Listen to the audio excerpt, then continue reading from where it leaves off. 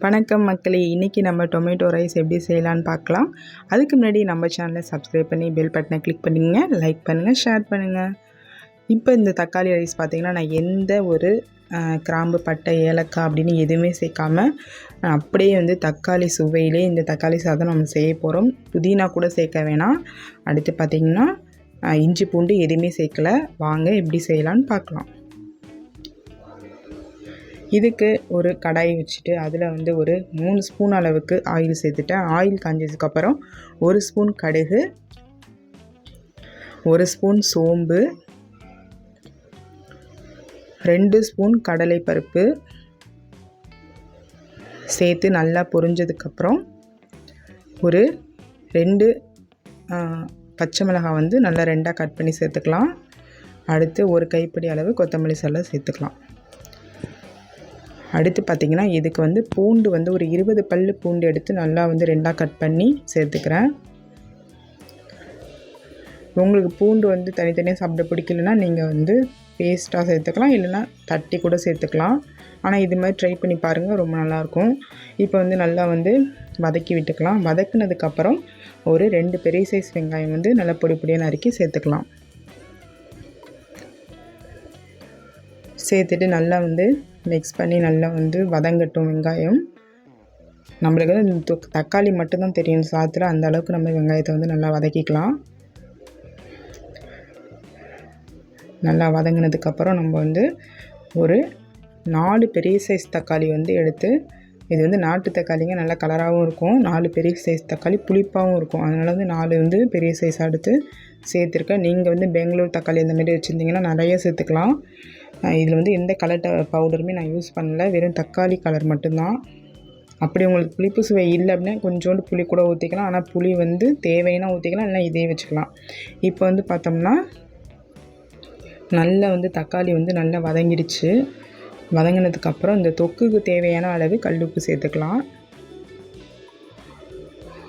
கல்லுப்பு சேர்த்துட்டு நல்லா வந்து மசிச்சு நல்லா வந்து நம்ம இந்த தக்காளியை வந்து நல்லா வதக்கிக்கலாம். இப்போ நல்லா வந்து தக்காளி நல்லா வதங்கி வந்துடுச்சு. இந்த கட்டத்தில் வந்து ஒரு 2 ஸ்பூன் அளவுக்கு குழம்பு மிளகாய்த்தூள், 1/2 ஸ்பூன் மஞ்சத்தூள் சேர்த்துக்கலாம். சேர்த்துட்டு நல்லா மிக்ஸ் பண்ணி விட்டுக்கலாம். அடுப்பை வந்து சிம்மில் வச்சுக்கலாம்.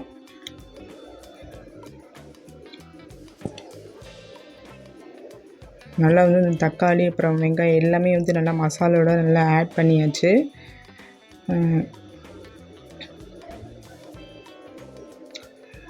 பார்த்திங்கன்னா இந்த மாதிரி நல்லா வந்து வெந்து அந்த தக்காளியோடு நல்லா சேர்ந்ததுக்கப்புறம் நம்ம வந்து ஒரே ஒரு பச்சை மிளகாய் எடுத்து அதை வந்து 4ஆக கட் பண்ணி சேர்த்துக்க போகிறோம். இது எதுக்கு சேர்க்குறோம்னா நம்மளுக்கு வந்து இந்த காரம் அடுத்தது பார்த்திங்கன்னா தனியாக ஒரு கார டேஸ்ட் வரும். அடுத்தது நல்லா வந்து ஒரு க்ரீன் கலராக வந்து இந்த பச்சை மிளகா வந்து நல்ல ஒரு கலர் தரும். இந்த ஸ்டேஜுக்கு வந்து ஒரு 1.5 டம்ளர் அளவுக்கு நான் தண்ணி சேர்த்துக்கிறேன். இந்த தொக்கு வேகிற அளவுக்கு தண்ணி சேர்த்துக்கலாம். தண்ணி சேர்த்துட்டு நல்லா மிக்ஸ் பண்ணி விட்டுக்கலாம்.